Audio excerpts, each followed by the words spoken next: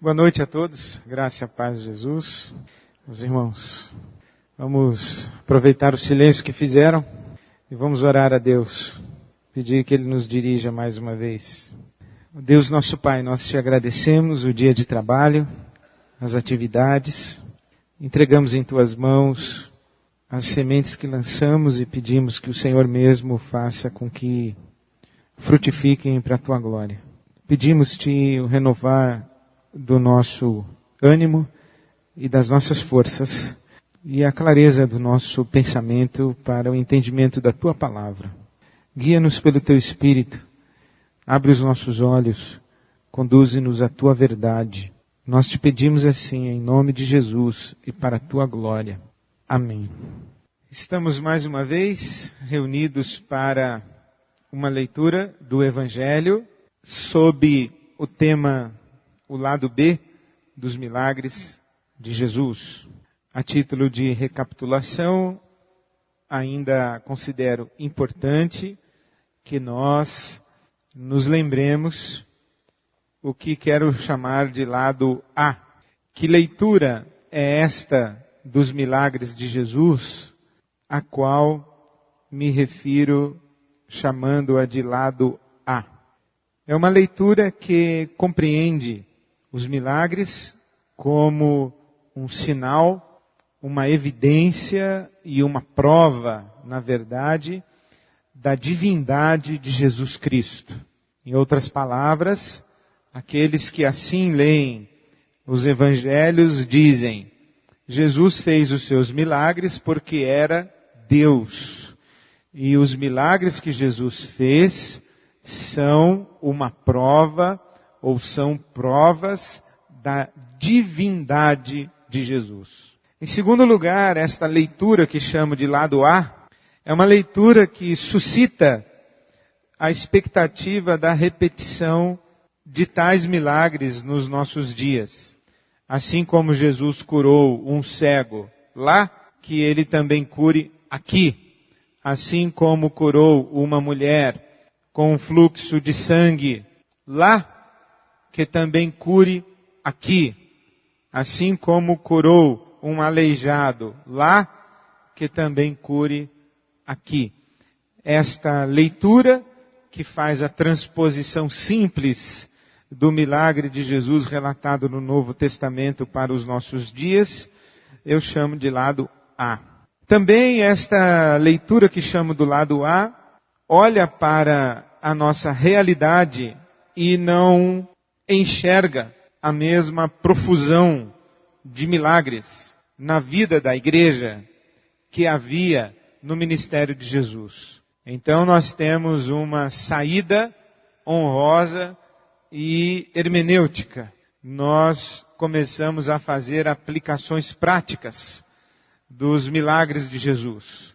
Nós usamos, por exemplo, quando Jesus diz que a fé remove montanhas, nós dizemos que a fé supera qualquer obstáculo. Na verdade, nós usamos os milagres como linguagem metafórica e fazemos aplicações práticas. Por exemplo, Jesus curou um cego e o equivalente disso nos nossos dias não é a cura literal de um cego, mas é a cura da cegueira espiritual. Então, esta leitura simbólica dos milagres ajuda um pouquinho a equacionar a nossa dificuldade com a raridade deste fenômeno chamado milagre nos nossos dias e nas nossas igrejas. Pessoalmente, eu não creio em nenhuma destas três afirmações: que os milagres comprovam a divindade de Jesus, que os milagres de Jesus devem se repetir hoje, assim como ocorreram em o Novo Testamento, e que o significado dos milagres de Jesus seja este simbólico de aplicação prática para a vida cristã.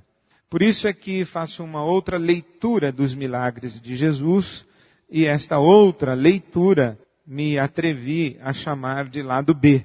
E até agora, esta leitura que tenho chamado de lado B, eu poderia resumir com duas afirmações sintéticas. A primeira é que os milagres de Jesus atestam demonstram a identidade messiânica de Jesus. Não a sua divindade, mas a sua messianidade. Ele não fez o que fez porque era Deus. Ele fez o que fez porque era o Messias e para demonstrar que ele era o Messias ou que era ele o Messias. Sobre isto já falamos com boa insistência e com razoáveis exemplos, especialmente detalhando os 3 milagres considerados messiânicos.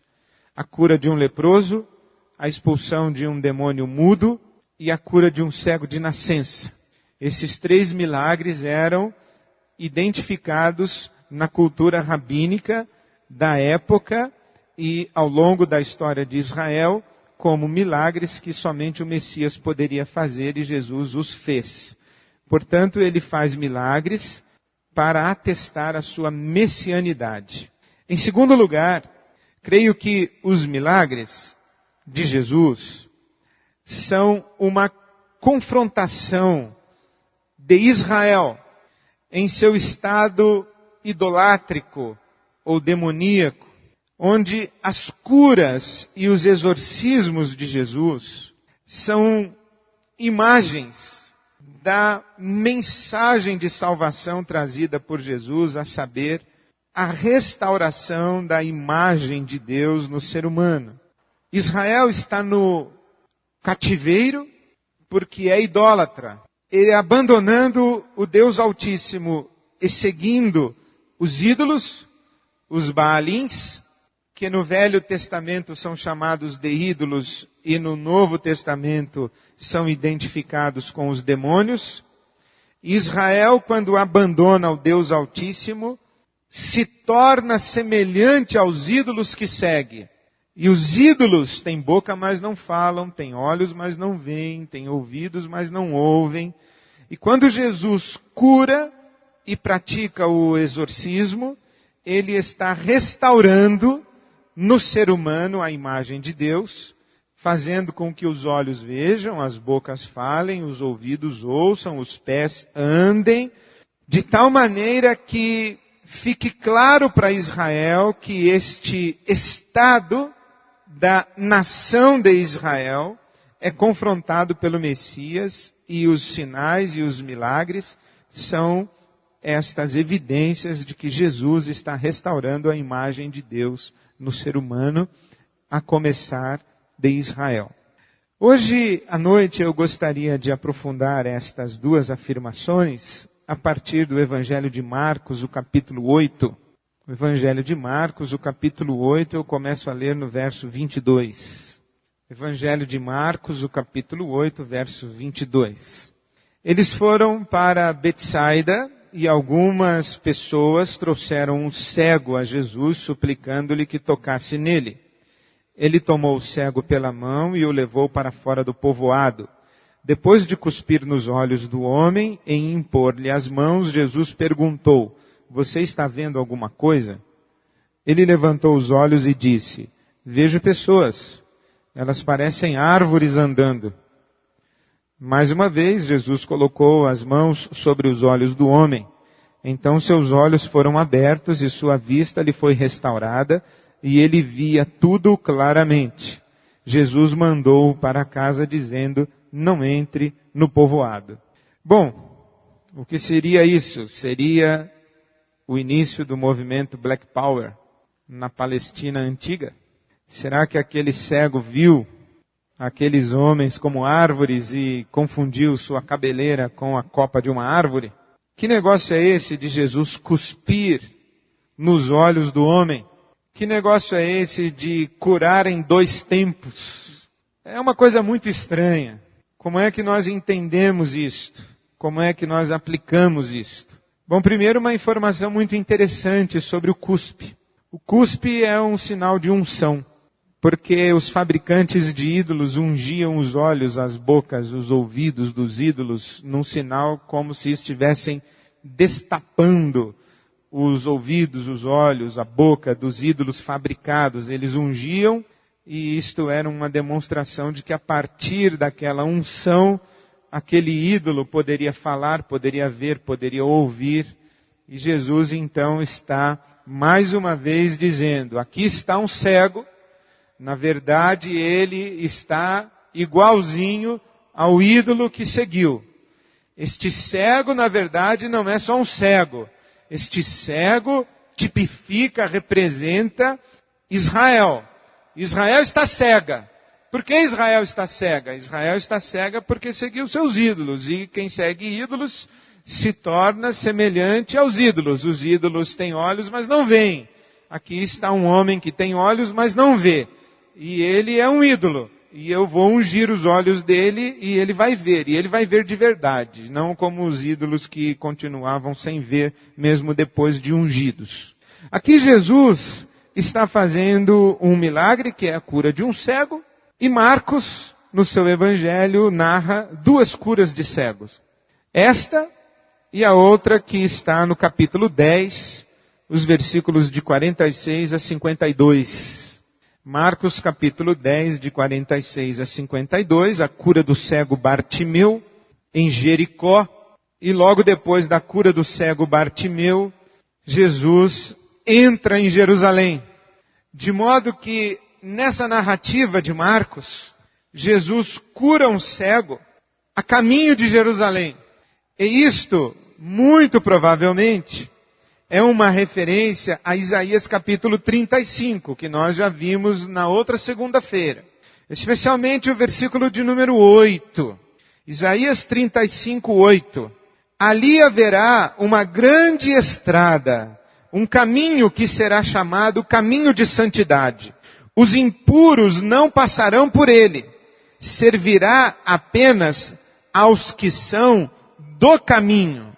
Só os remidos andarão por ele, e os que o Senhor resgatou voltarão e andarão por este caminho. Isaías 35, os versos de 8 a 10, falam deste caminho, o caminho da santidade. Falam de um caminho de libertação, um caminho de restauração, um caminho de resgate, de redenção. Está dizendo que o Messias faria com que Israel passasse pelo caminho. E o evangelho de Marcos é um evangelho do caminho. Porque o evangelho de Marcos começa no capítulo 1, no verso 1, dizendo: princípio do evangelho de Jesus Cristo, Filho de Deus. Conforme está escrito no profeta Isaías: enviarei à tua frente o meu mensageiro, ele preparará o teu caminho. Voz do que clama no deserto: preparem o caminho para o Senhor, façam veredas retas para ele. O evangelho de Marcos é um evangelho do caminho.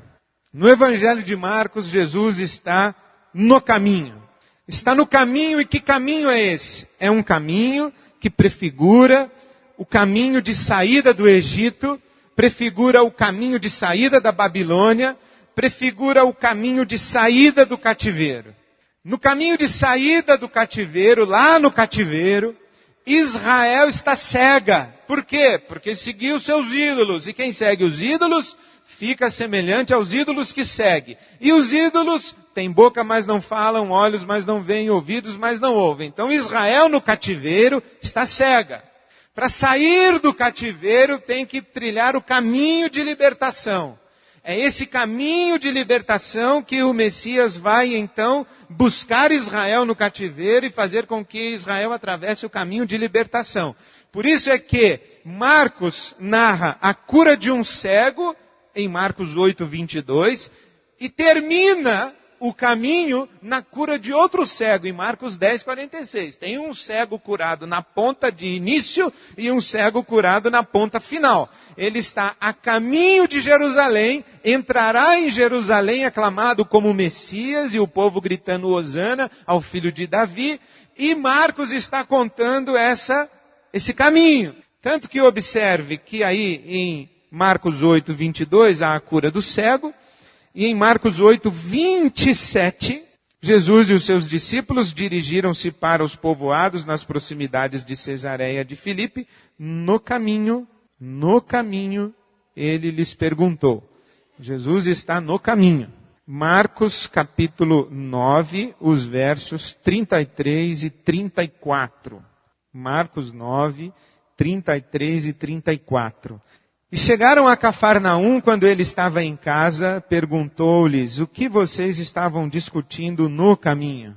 Mas eles guardavam silêncio, porque no caminho haviam discutido sobre quem era o maior.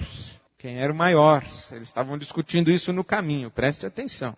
Marcos capítulo 10, verso 17.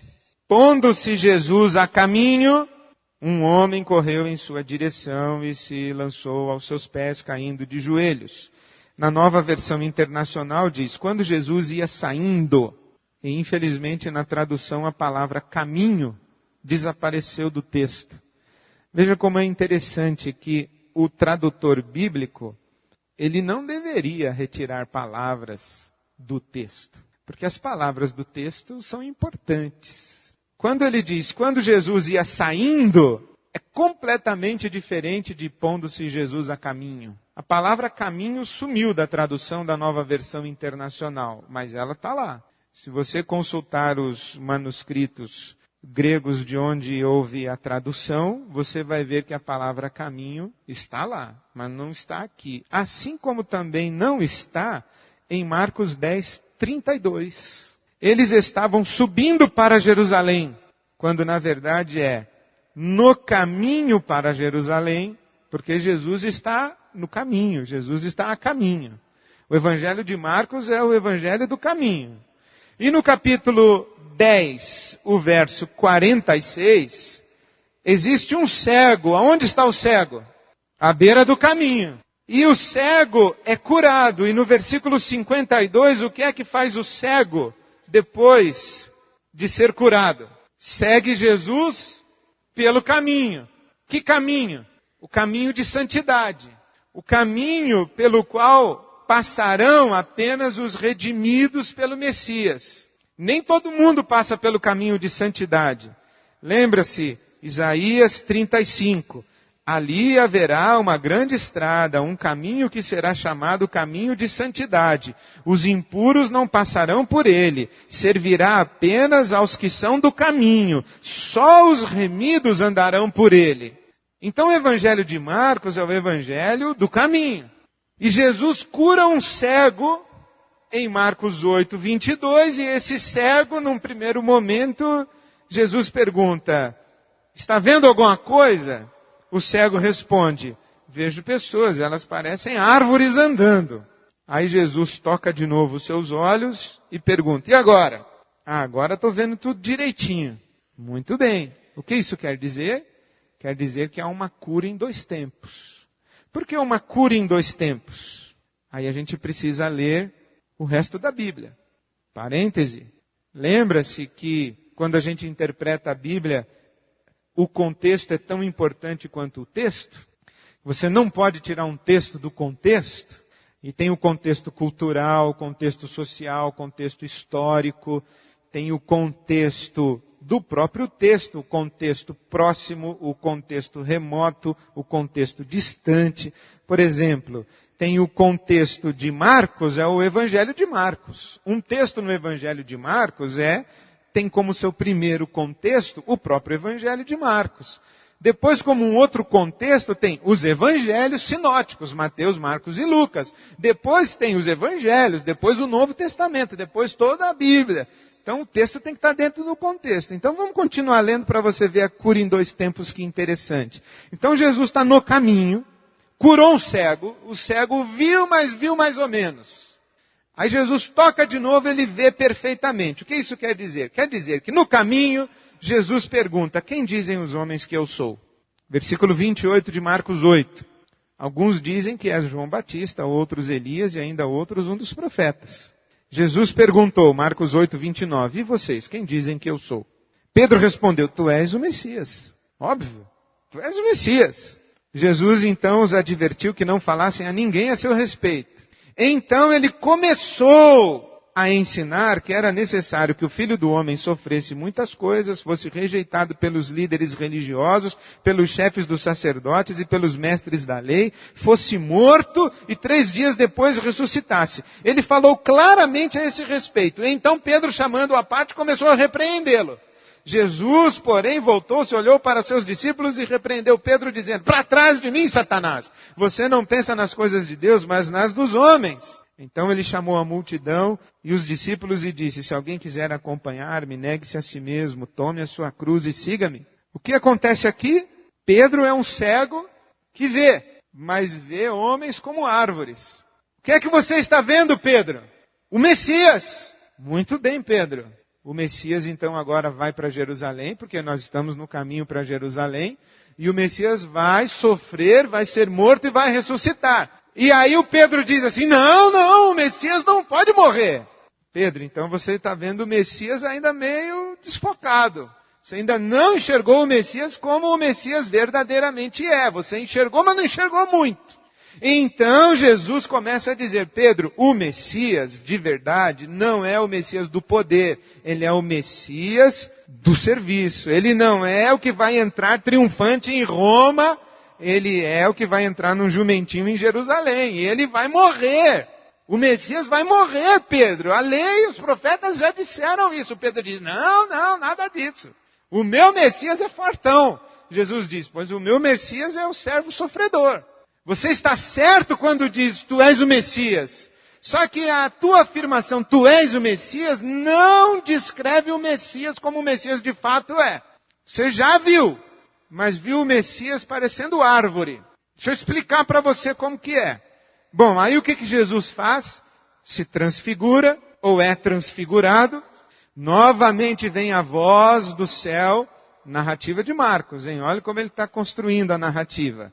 Novamente vem a voz do céu, versículo 7 do capítulo 9. Este é o meu filho amado, ouçam-no. Esse é o Messias. Aí, tá vendo, Pedro? Porque Jesus levou Pedro, Tiago e João para o Monte da Transfiguração, não foi? Tá vendo, Pedro? Eu sou o Messias mesmo, presta atenção, eu sou o Messias mesmo. Depois, quando eles descem do monte, o que é que eles encontram? Um homem trouxe o seu filho aos discípulos e eles não puderam expulsar o demônio que estava no filho daquele homem. E que demônio era aquele? Marcos 9:17. Mestre, eu trouxe o meu filho que está com um espírito que o impede de falar. É um demônio mudo. Bom, aí Jesus expulsa o demônio mudo. Marcos 9:25. Quando Jesus viu que uma multidão estava se ajuntando, olha que interessante, ficou só de migué ali esperando juntar o povo. Quando Jesus viu que tinha plateia, o que ele fez?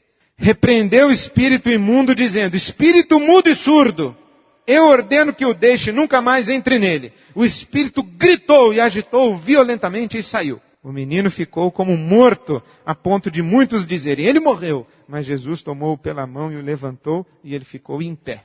Tá vendo, Pedro? Eu sou o Messias, lembra? Demônio mudo, Pedro. Sou o Messias. Saíram daquele lugar, atravessaram, e Jesus não queria que ninguém soubesse onde eles estavam, porque estava ensinando os seus discípulos. Por que Jesus estava ensinando os seus discípulos e queria privacidade? Porque os discípulos já começaram a enxergá-lo como Messias. Agora ele precisava ajustar o foco dessa visão messiânica. Jesus está aqui fazendo a sintonia fina. Eles já estão enxergando. Mas o Messias que eles enxergam ainda não é o Messias da lei dos profetas. Então Jesus não queria, e Jesus estava ensinando, versículo 32 de Marcos 9. Mas eles não entendiam nada. E pior do que não entender, tinham medo de perguntar. Interessante, né?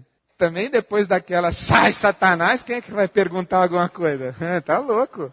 Todo mundo quietinho. O último que falou, tomou uma lavada dessa, então vamos ficar quieto. Aliás, o Pedro só fala e toma lavada, porque lá também no monte ele falou besteira. Vamos fazer 3 barracos aqui. Jesus, Pedro, você não entende nada. Aí desceram do monte, Jesus está ensinando, eles não estão entendendo nada. Bom, chegaram em Cafarnaum, quando ele estava em casa, perguntou-lhe: o que vocês estavam discutindo no caminho? E qual era a discussão deles?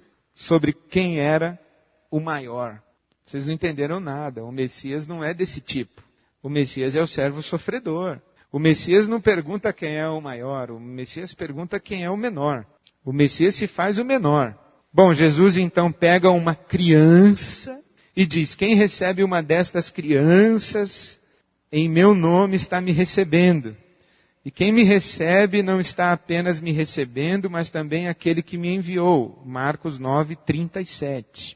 Marcos 9:37. Jesus pega uma criança e diz: quem recebe uma destas crianças em meu nome está me recebendo. E quem me recebe não está apenas me recebendo, mas também aquele que me enviou. Marcos 9:32. Mas eles não estavam entendendo nada. Quer ver como eles não estavam entendendo nada? Marcos 10:13. Alguns traziam crianças a Jesus para que ele tocasse nelas, mas os discípulos os repreendiam. Quando Jesus viu isso, ficou indignado e lhes disse: deixem vir a mim as crianças, não as impeçam, pois o reino de Deus pertence aos que são semelhantes a elas. Digo-lhes a verdade, quem não receber o reino de Deus como uma criança nunca entrará nele. Em seguida tomou as crianças nos braços, impôs-lhes as mãos e as abençoou. Ora, aqui Jesus acabou de falar para os caras: quem recebe uma criança em meu nome está me recebendo. E quem está me recebendo recebe também aquele que me enviou. Aí na hora em que os discípulos têm a oportunidade de receber uma criança, eles dão bronca nos pais das crianças. E Jesus fala: vocês não estão entendendo nada. Bom, Marcos 10:17. Quando Jesus se pôs a caminho, veio um jovem rico. E um jovem rico, cumpridor da lei, um jovem rico aparentemente piedoso, dizimista. E Jesus diz: vá, vende tudo que você possui, dê o seu dinheiro aos pobres, e então me siga. Venha para o caminho, venha para o meu caminho. Os discípulos dizem: aí não é possível, Jesus. E ao Pedro faz também uma observação curiosa. Marcos 10:28. Nós deixamos tudo para seguir-te. Como quem diz: que vantagem, né? Maria leva nesse. Jesus responde, Marcos 10:29. Digo-lhes a verdade, ninguém que tenha deixado casa, irmãos, irmãs, mãe, pai, filhos ou campos por causa de mim e do Evangelho, deixará de receber 100 vezes mais, já no presente, casas, irmãos, irmãs, mães, filhos e campos, e com eles perseguição, e na era futura, a vida eterna. Marcos 10:32. No caminho para Jerusalém, Tiago e João, filhos de Zebedeu, dizem a Jesus: permite que na tua glória nos assentemos um à tua direita e outro à tua esquerda. Jesus tinha uma paciência, né? Fala a verdade. Marcos 9:32, mas eles não estavam entendendo nada. Aí Jesus diz assim: vocês sabem, Marcos 10:42, vocês sabem que aqueles que são considerados governantes das nações as dominam e as pessoas importantes exercem poder sobre elas. Não será assim entre vocês, eu estou dizendo. O reino messiânico é o reino do servo sofredor, é o reino das crianças, é o reino dos simples, é o reino dos que abdicaram do poder. Não será assim entre vocês. Ao contrário, quem quiser tornar-se importante entre vocês deverá ser servo, e quem quiser ser o primeiro deverá ser escravo de todos, pois nem mesmo o Filho do Homem veio para ser servido, mas para servir e dar a sua vida em resgate de muitos. Então chegaram a Jericó, e quando Jesus e seus discípulos, juntamente com uma grande multidão, estavam saindo da cidade, o filho de Timeu, Bartimeu, que era cego, estava sentado à beira do caminho pedindo esmolas. Bom, esse daí não está no caminho, está à beira do caminho. Mas é para esses daí que Jesus vem, e Jesus cura Bartimeu, filho de Timeu, que está à beira do caminho, e agora aquele que era cego curado já não está mais à beira do caminho, mas ele segue Jesus pelo caminho. E aí eles chegam em Jerusalém. Então o que é que Jesus está fazendo aqui? Cura um cego. Você está vendo o quê? Vejo homens como árvores. E agora? Agora vejo. Pedro, o que você está vendo? Vejo o Messias, mas vejo um Messias forte. vejo um Messias político, vejo um Messias bélico, vejo um Messias que vai vingar Israel, eu vejo um libertador. Assim como Moisés nos tirou do Egito, e assim como Zorobabel, Neemias e Esdras nos tiraram da Babilônia, agora o Messias vai nos tirar de Roma. E Jesus diz, não, então vocês viram o Messias, mas não viram direito. Então venham comigo pelo caminho, que eu vou ensinar para vocês. Aí ele ensina pelo caminho, e lá na frente, cura um cego que está à beira do caminho, o cego vem para o caminho e segue Jesus no caminho. E a expectativa de Jesus é que ele está fazendo a cura em 2 tempos. Esse Pedro que num primeiro momento vê Jesus e confessa-o como Messias, e depois diz, não, meu Messias não morre, esse Pedro é o cego, que vê homens como árvores e depois vê os homens como homens. A cura em 2 tempos do cego é a cura em 2 tempos de Pedro. E é a cura em 2 tempos de Israel, que aguarda um Messias, mas não consegue reconhecer o Messias quando o Messias chega. Mas Jesus, no caminho, vai revelando a verdadeira identidade messiânica, e aqueles que o Messias toca e aqueles a quem o Messias se revela de fato, deixam de ser cegos. Por quê? Porque abandonam os ídolos e passam a se assemelhar novamente a Deus e não mais aos ídolos. E os ídolos têm boca, mas não falam, ouvidos, mas não ouvem, olhos, mas não veem. Agora que estão tocados pelo Messias e que veem o Messias como o Messias é, eles são restaurados à imagem de Deus e agora não estão mais no cativeiro, mas atravessam o caminho de santidade e seguem Jesus pelo caminho de santidade, o caminho que conduz ao reino de Deus, o reino messiânico. De modo que, me parece, uma narrativa que faz sentido, mais sentido do que dizer que Jesus curou um cego e o cego viu num primeiro momento e não viu no outro. É que nem na cirurgia de catarata, que depois que você tira um tampão, você vê embaçado e aos poucos vai melhorando. Jesus estava aqui fazendo o avant-première da cirurgia de catarata. Não tem nada a ver a coisa com a outra.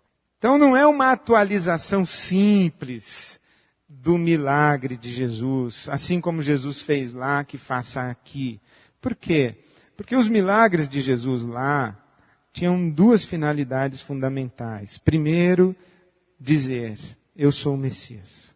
Segundo, dizer, você, Israel, abandonou o Deus Altíssimo, seguiu os ídolos, e você se tornou igual aos ídolos que você seguiu.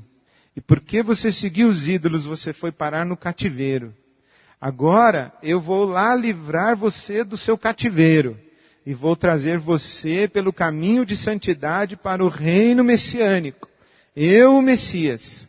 Então, os milagres de Jesus no caminho são milagres em que ele está restaurando a imagem de Deus no ser humano, a imagem de Deus em Israel, profetizando contra Israel e a sua idolatria e o seu cativeiro, e chamando pessoas para o caminho, porque assim começou o Evangelho de Marcos, o capítulo 1. Enviarei à tua frente o meu mensageiro, ele preparará o teu caminho. Voz do que clama no deserto, preparem o caminho para o Senhor, façam veredas retas para ele, porque o caminho dele é o caminho de santidade. Bom, eu pessoalmente compreendo que está mais do que claro e evidente, e pretendo gastar apenas mais uma segunda-feira para falar do milagre da figueira. E quando Jesus diz que quem disser a este monte, saia daqui para lá, ele sairá, porque quem tiver fé como um grão de mostarda dará ordens aos montes. Eu pretendo gastar só mais uma segunda-feira para deixar claro esses 2 propósitos dos milagres de Jesus. A afirmação da identidade messiânica de Jesus e a simbologia da libertação messiânica. Libertar dos ídolos para o Deus verdadeiro da desumanização que a idolatria causa para a verdadeira imagem de Deus restaurada no ser humano. Termino fazendo uma referência ao apóstolo Paulo na sua carta aos Tessalonicenses, capítulo 1, versículo 9. Quem é a igreja? A igreja é aquela que voltou para Deus, deixando os ídolos a fim de servir ao Deus vivo e verdadeiro. Tessalonicenses 1:9 é a declaração paulina do ministério messiânico. É chamar Israel para que Israel abandone os ídolos e volte para Deus, para servir o Deus vivo e verdadeiro. Este é o propósito do Filho de Deus. E aqueles que assim fizeram, deixaram os ídolos para servir ao Deus vivo e verdadeiro, esperam dos céus o Filho, a quem Deus ressuscitou dos mortos, Jesus, que nos livra da ira que há de vir e nos dá de presente o reino messiânico. Tendo dito isto, resumo que nós precisamos urgentemente ressignificar toda a nossa expectativa de milagre da parte de Deus nos nossos dias. E mais, o que já é difícil, ressignificar a nossa expectativa de milagre, porque espero que esteja claro que esperar que assim como aconteceu lá, aconteçam aqui, porque lá e aqui são contextos absolutamente diferentes e distintos, não tem nada a ver uma coisa com a outra. E as razões pelas quais aconteceram lá não se aplicam em nada à realidade daqui. Então nós precisamos ressignificar radicalmente a nossa expectativa de milagre nos nossos dias. E pior do que isso, nós precisamos reaprender a orar. Nós precisamos reaprender a orar. Porque a oração para nós é quase exclusivamente o clamor para que os milagres de Jesus sejam atualizados em nossa realidade pessoal e que Deus nos faça vencedores em nosso contexto particular e pessoal. Se ressignificarmos o nosso entendimento de milagres e a nossa expectativa de milagres nos nossos dias, necessariamente nós precisaremos reaprender a orar. Orar em outra dimensão, com outra expectativa, a partir desta nova compreensão de milagres. O caminho é longo, mas Jesus está no caminho. Sigamos a Jesus. Amém. Vejam como nosso ouvido é seletivo. Ed, você falou que traria relatos da igreja na China sobre ressurreições, que inclusive estavam acostumados com isso. Não, eu não falei que traria relatos da China sobre ressurreições. Eu falei que traria relatos sobre a igreja da China, em cujo contexto milagres como ressurreição, inclusive, tinham ficado no passado. E que eles não estavam mais preocupados com isso, em absoluto. E eu vou trazer ainda os relatos que me foram passados através das palestras que eu vi do Dr. Rick Watts, do Regent College. Eu vou trazer ainda na hora certa, quando chegarmos em Atos dos Apóstolos. Mas veja como é interessante, né? A pergunta sugere que onde estão os relatos da igreja da China onde acontece ressurreição? Na verdade, os relatos da igreja da China que quero trazer não é para reforçar o fato de que ressurreições acontecem hoje. É para reforçar o fato que ressurreições não são importantes hoje. Mas cada um ouve como importa ouvir. Ou talvez eu não tenha sido claro, o que é muito mais provável. Os milagres de Jesus hoje seriam os acontecimentos da segunda vinda, à luz de Mateus 24? Não, eu penso que não. Eu penso que não teremos sinais da segunda vinda. Ele virá como um ladrão. Ladrão não avisa. Ladrão não manda telegrama. Ó, tô chegando, hein? Ele virá como um ladrão. Por isso é bom você vigiar, meu irmão, que ele não vai mandar sinal nenhum, não. Sei que não foi falado sobre Israel, mas fiquei com uma dúvida. Israel, continuação igreja, Israel diferente da igreja. Não, eu não penso que a igreja é a continuação de Israel. Paulo escreve aos Gálatas dizendo que a igreja é o verdadeiro Israel. Ou que o propósito de Deus ao chamar Israel era a igreja. Porque quando Deus chama Abraão, ele diz, em ti serão benditas todas as famílias da terra. O propósito de Deus nunca foi um propósito exclusivo para Israel. O propósito de Deus sempre foi que o Cordeiro compraria homens e mulheres de toda raça, tribo, língua e nação e os constituiria um reino de sacerdotes. Esse reino é a igreja. Pastor, não existe uma fórmula para a oração.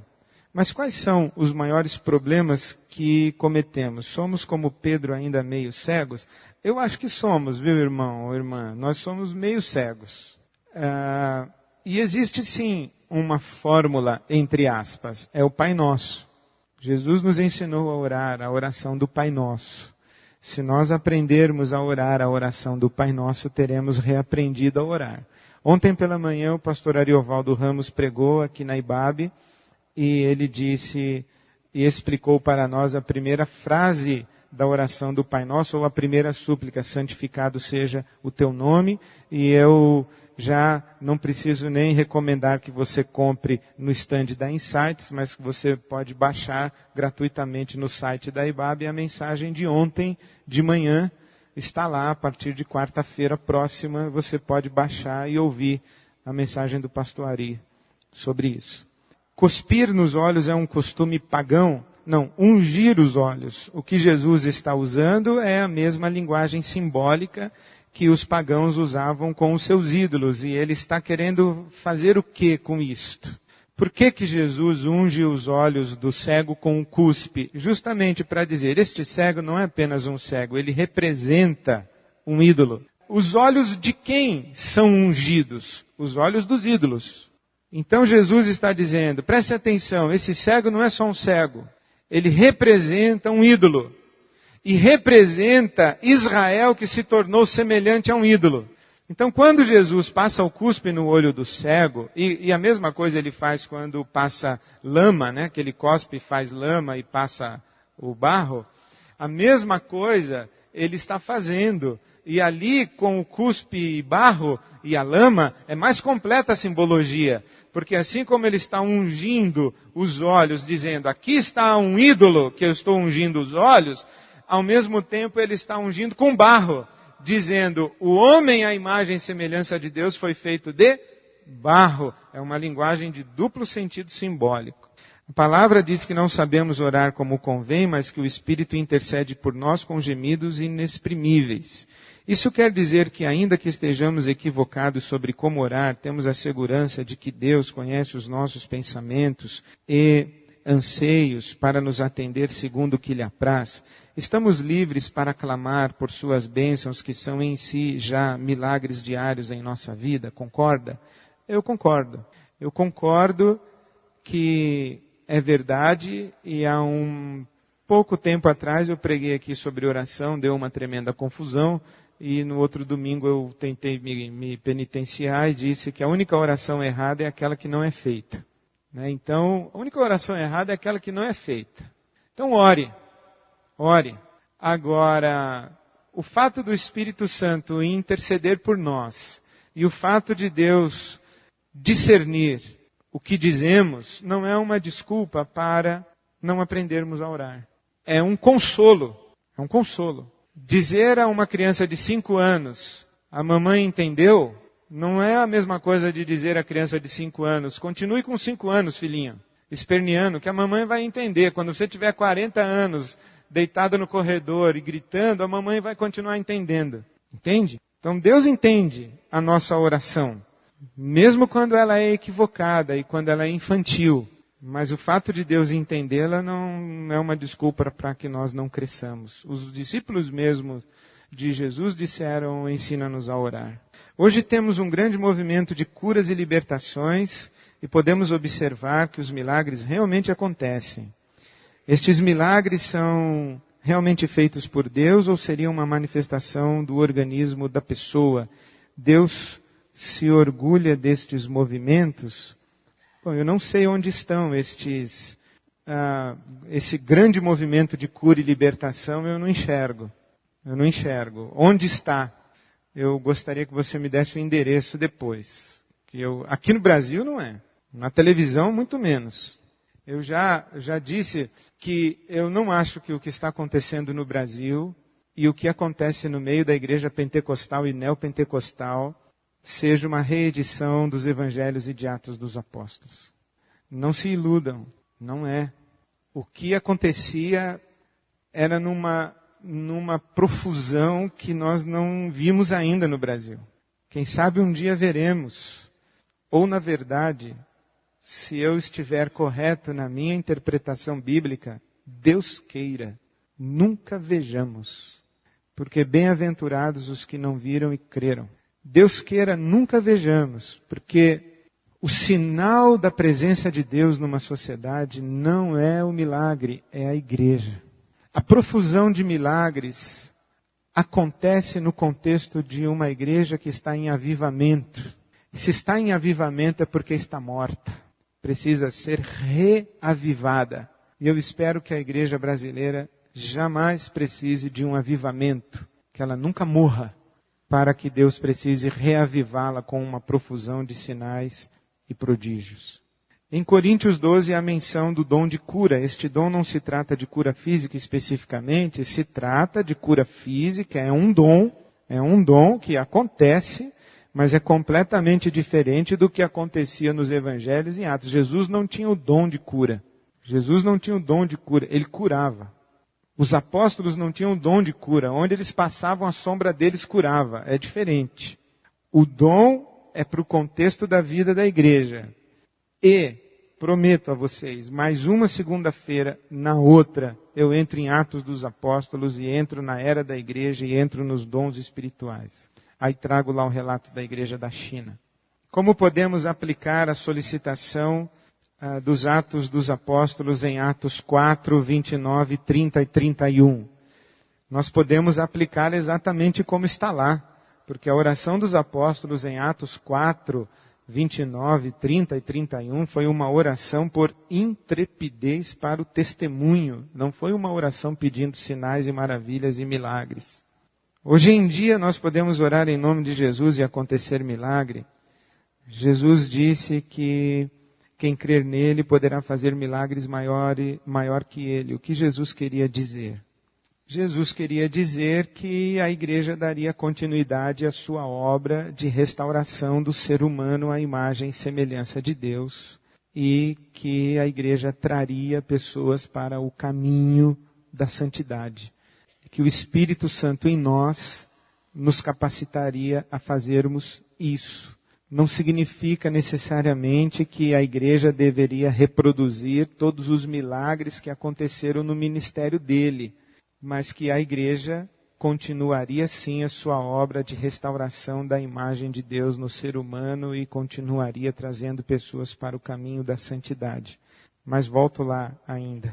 Essa interpretação dos milagres pode mudar a vida prática da igreja. Porém, como ensinar isso? A igreja está acostumada com o lado A e pode ser resistente. É muito perigoso permanecer no lado A? Eu acho que é perigoso. É frustrante permanecer no lado A, porque o lado A não funciona. Uma coisa que a gente precisa ter coragem para encarar é que nós não estamos vendo milagres, pessoal. Nós temos que ter coragem para admitir isso. Eu não estou fazendo um exercício diletante de leitura da Bíblia. Eu estou lendo a Bíblia com uma profunda angústia pastoral e cristã, dizendo o seguinte: Deus, quando eu leio a Bíblia, tem milagre para tudo que é lado no ministério de Jesus e dos apóstolos. Quando eu olho para a igreja, não tem. O que está acontecendo? Até agora me diziam, se você orar mais, você vai ver mais milagres. Aí eu falei assim, bom, tudo bem que eu não oro tanto assim, mas tem um povo aí que ora. Mas nem com eles acontece. O que está acontecendo então? Então nós temos que ler a Bíblia e tentar discernir o que ela está nos ensinando. E uma coisa que eu estou martelando aqui é, Jesus não fez milagres para que a gente hoje fique esperando que ele faça de novo. Jesus fez milagres para mostrar que ele era o Messias e para confrontar Israel que estava na idolatria e que tinha se desfigurado na sua imagem e semelhança de Deus, e para chamar Israel para o caminho da santidade e para restaurar em Israel a imagem e semelhança de Deus. E esse é o caminho da salvação. Os milagres, eles tiveram uma finalidade que, pessoalmente, eu considero assim, que Deus mandou os anjos e falou assim, olha, tá vendo essa situação aí? Tá, precisa de muito milagre aí, joga milagre. Aí os anjinhos... Resolvido o problema, Deus fala, chega de milagre, agora segue a história. Nós estamos nesse negócio agora, nós estamos no momento de chega de milagre, segue a história. De vez em quando, à luz dos interesses de Deus, do reino de Deus, da caminhada missionária da igreja, Deus diz assim, tá vendo aquele momento ali, ó, precisa de milagre ali. Tá vendo a igreja ali naquele país, precisa de milagre lá. Aí os anjos vão lá e aqui? Não, aqui a igreja está seguindo na história, está viva, deixa a igreja aí. É essa leitura que eu estou fazendo, que eu espero chegar nela com muita clareza ao final da nossa jornada. Por que motivo ou razão as pessoas se fascinam pelo lado A dos milagres e poucos compreendem e até certo ponto rejeitam o lado B? Porque todo mundo quer milagre. Imagina eu chegar aqui e falar para você, está esperando milagre? Acorda. O milagre não é para o seu conforto, o milagre não é para o seu prazer, o milagre não é para o seu deleite, o milagre não é para resolver seu problema. Não é para isso que existe milagre. Aliás, nunca foi para isso que existiu milagre e nunca será. Bom, quem quer ouvir isso? A pessoa que ouve isso fala assim, eu estou precisando do milagre, eu vou para outra igreja, essa aqui está fraca.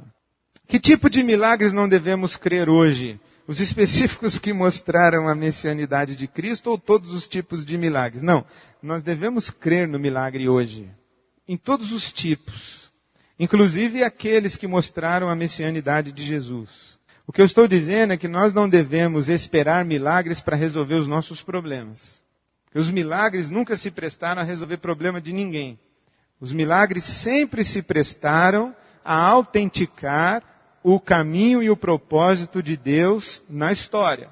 Para isso que o milagre serviu. Então é para isso que a gente tem que pedir milagre. Qualquer que seja ele. Para que o nome de Deus seja santificado. Nós aprendemos ontem de manhã. Para que o reino de Deus venha sobre nós e a vontade de Deus seja feita na terra como é no céu. Então, Senhor, se precisar de milagre para que isso aconteça aqui em São Paulo, então é por tua conta, porque nós estamos indo fazer o nosso trabalho. Não é que eu estou com meu filho doente, agora eu preciso de um milagre. Aí Deus fala assim, mas por que você está precisando de um milagre? Porque meu filho está doente, Jesus. O senhor quer outro motivo para eu precisar de milagre? Um filho doente não basta? Aí ele diria, não basta. Porque o mundo está cheio de crianças doentes que estão morrendo. Milagre não é para salvar a vida de crianças doentes. Quarto milagre messiânico, conforme dito, seria a ressurreição de Lázaro. Poderia discorrer sobre este milagre da ressurreição de Lázaro? A ressurreição de Lázaro é uma figura da própria ressurreição de Jesus, né? Que, na verdade, está linkado com a fala de Jesus que esta geração não verá mais nenhum sinal, senão o sinal do profeta Jonas. Qual é o sinal do profeta Jonas? O sinal do profeta Jonas é o profeta que está 3 dias no ventre do peixe, 3 dias na escuridão. Lembra você o quê? 3 dias da morte, no intervalo entre a morte e a ressurreição do Messias. A ressurreição de Lázaro tem a ver com esta simbologia da própria ressurreição do Messias. Lembre-se que Lázaro estava morto já havia 4 dias. Algum milagre de Jesus realizado sem os 2 propósitos que você mencionou? Porventura Jesus realizou algum milagre apenas para satisfazer o pedido ou a necessidade de alguém, sem ter a sua intenção por trás o propósito messiânico? Eu não sei. Mas se ele fez, em primeiro lugar é um problema dele. Em segundo lugar, ele devia fazer mais. Eu lamento muito que se ele fez, ele não continua fazendo ou fazendo muito pouco. Para agradar a Deus, é preciso acreditar que Ele existe e que é galardoador daqueles que o buscam. Isto pode ajudar a ressignificar a expectativa de milagres? Depende do que você esteja entendendo por galardão, recompensa de Deus. Em Hebreus 11, a recompensa daqueles homens não foi na história. Na história eles foram cerrados ao meio, comidos por leões. Leia Hebreus 11 direitinho. Na história, a recompensa deles não foi boa. A recompensa deles, e o autor de Hebreus escreve o capítulo 11 para falar que nós aguardamos uma cidade que não é aqui. E esse é o nosso galardão. Ajuda sim a ressignificar a nossa vida de oração. Porque se tornaria uma vida que nos capacitaria a atravessarmos o caminho da santidade com a perseguição e o ódio do mundo e a batalha contra as hostes da maldade, e, tendo passado por tudo, permanecermos firmes e recebermos o nosso galardão. Vou terminar essa noite contando para você uma historinha muito linda que me fez chorar quando eu ouvi, e quase sempre choro quando eu conto. Sendo Deus o mesmo da época citada, o de hoje, o de sempre, Ele pode operar da mesma forma hoje? Pode. Ele pode derrubar muralhas de cidade. Ele pode... O que mais que Ele fez? Pode amarrar raposa pelo rabo e espalhar por aí. Deus pode. A questão não é o que Deus pode ou o que Ele não pode. Ele pode abrir o Oceano Atlântico? Pode. Não é? Ele não abriu o Mar Vermelho, Ele não é Deus. Ele pode abrir o Oceano Atlântico? Pode. A questão não é se Deus pode ou não pode. A questão é, quando Ele fez, por que fez? E há hoje razão semelhante para que Ele faça o que fez? Porque se Ele fez com uma razão. Para fazer de novo, Ele tem que ter razão para fazer. E parece que o Evangelho vai mostrar para nós que Deus é o mesmo, mas Ele se relaciona com a humanidade de maneira diferente ao longo da história. E eu quero crer que Ele escolheu dessa maneira e que hoje Ele se relaciona de uma maneira diferente. É por isso que Ele não faz mais as coisas que fazia do jeito que fazia necessariamente. Pode fazer até outras, inclusive mais espetaculares do que aquelas que Ele fazia.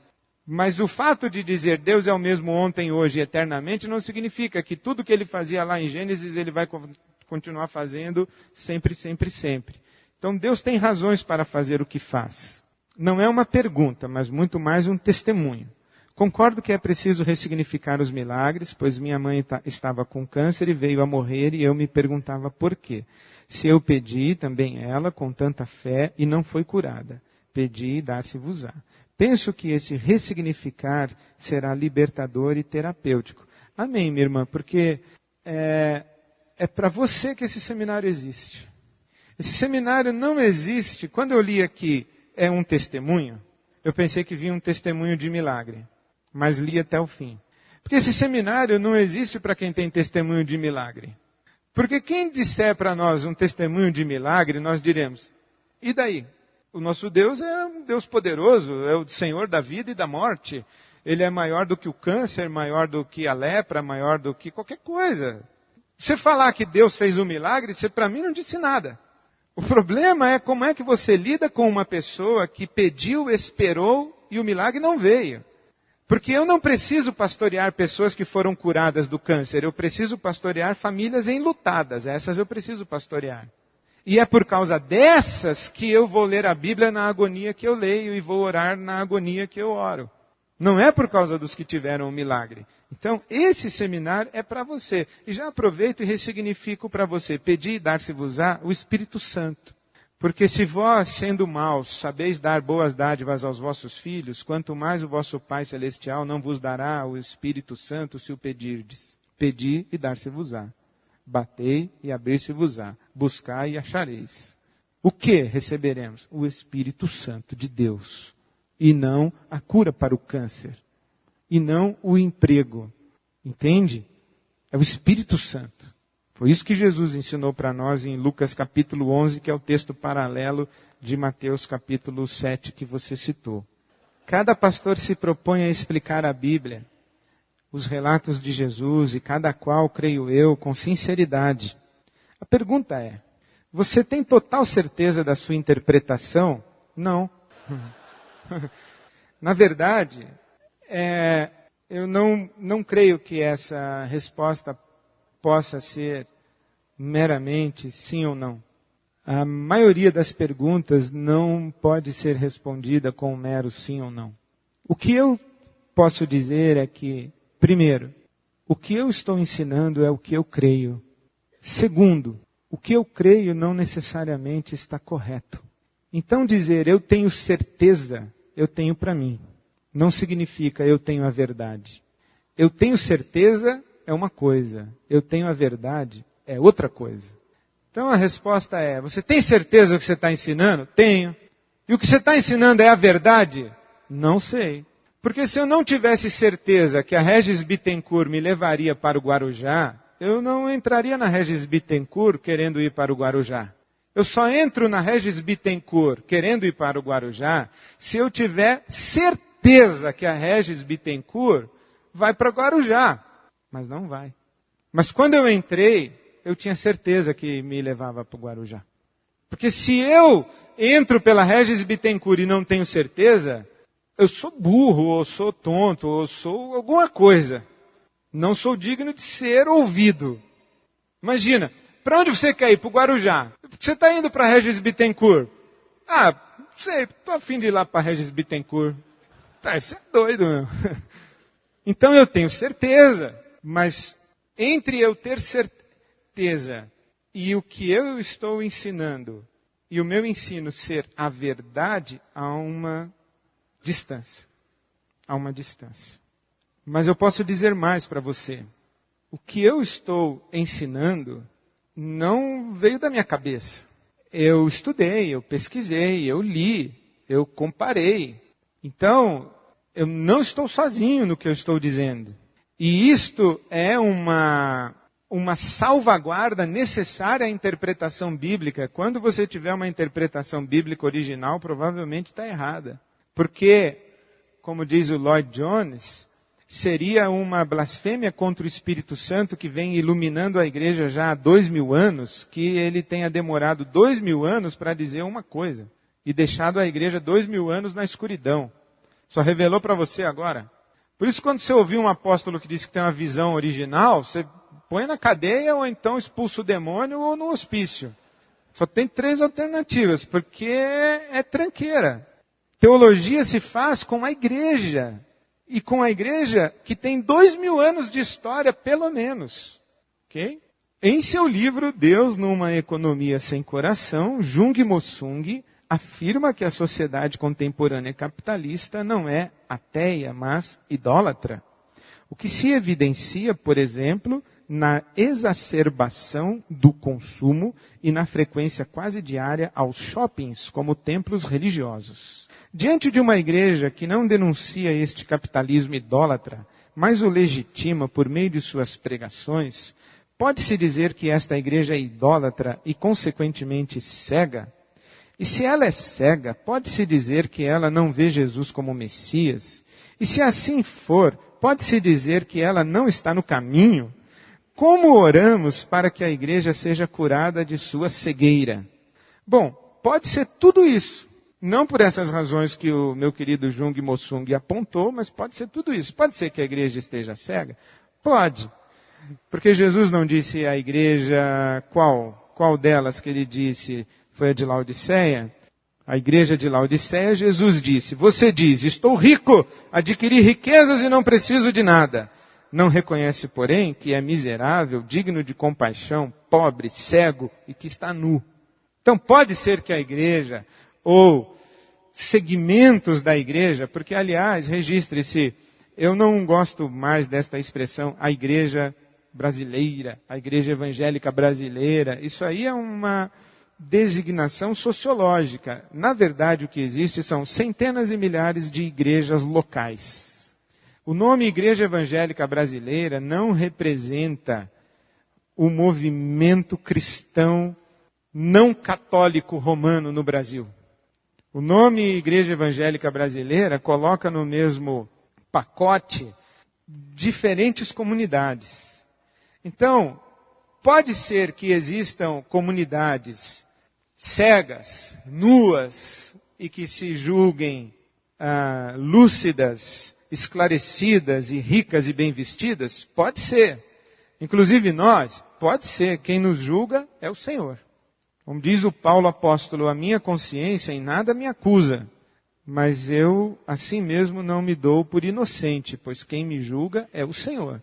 O que podemos dizer é, a nossa consciência, ou eu digo, a minha consciência em nada me condena, mas quem me julga é o Senhor. A cura de um paralítico descrita em João 5, de 1 a 8, não parece decorrer de um ato solidário de Jesus. Onde estaria o propósito de demonstrar sua identidade messiânica? Bom, eu também não sei responder, mas com certeza, eu queria que ficasse claro a minha convicção. Jesus não dá ponto sem nó. Ele cura esse cego num sábado, ele cura no tanque de Betesda, ele cura rodeado de fariseus e doutores da lei, esse aleijado, né?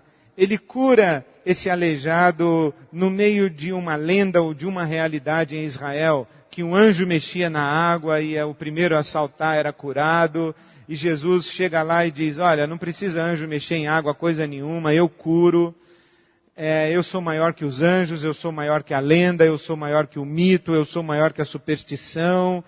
Então, olha, mesmo sem ter estudado nada sobre esse milagre especificamente, olha quantas perguntas nós já temos para levar para casa. Que nome você dá para algo que acontece em nossa vida e de forma inesperada vem resolver um problema concreto e suprir uma grande necessidade? Vários nomes. Por exemplo, coincidência. É um nome. Dou outro nome. Solidariedade. É outro nome. Dou outro nome. Resposta de oração. Milagre. Providência de Deus. Tem vários nomes. Inclusive, acaso. Também acho que acontecem coisas inesperadas por acaso. Eu não acredito que Deus está manipulando toda a realidade sempre. Então, se a pergunta é, se eu acredito que Deus pode intervir em nossas vidas e resolver de maneira inesperada um grande problema e suprir uma grande necessidade, amém.